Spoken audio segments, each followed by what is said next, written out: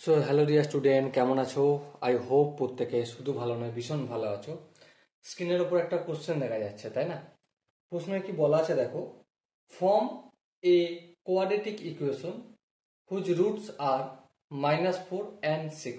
মানে একটা quadratic equation গঠন করব যার রুট হচ্ছে -4 এবং 6।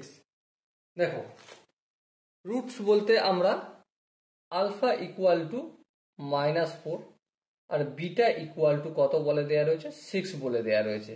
ঠিক? হ্যাঁ, ঠিক।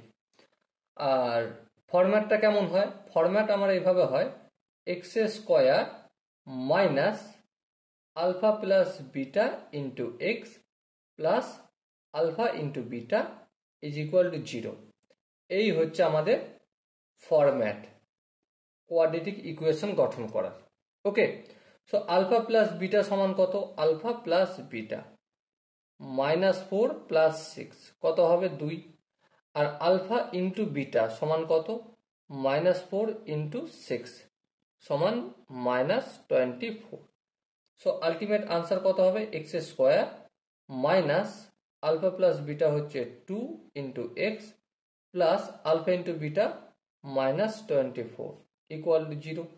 আর একটু যদি সাজিয়ে লিখতে হয় তাহলে x square -2x -24 equal to 0। এটা আনসার হবে। ওকে, আই হোপ প্রত্যেকে এই কোশ্চেনের কনসেপ্টটা বুঝতে পেরেছো। যদি কনসেপ্ট বুঝতে কোনো জায়গায় অসুবিধা থাকে, কনফিউশন থাকে, তাহলে কি করতে হবে? কমেন্টে একটা জানাতে হবে যে আরো ডিটেলসে এলাবোরেট করার জন্য। ওকে, আর যদি বুঝতে পেরে থাকো তাহলে এই টাইপের ভিডিও পাওয়ার জন্য অবশ্যই চ্যানেলটা সাবস্ক্রাইব করে রাখতে হবে। ওকে, সো দেখা হচ্ছে নেক্সট ভিডিওতে। ততক্ষণ পর্যন্ত ভালো থেকো, সুস্থ থেকো এবং জয় হিন্দ।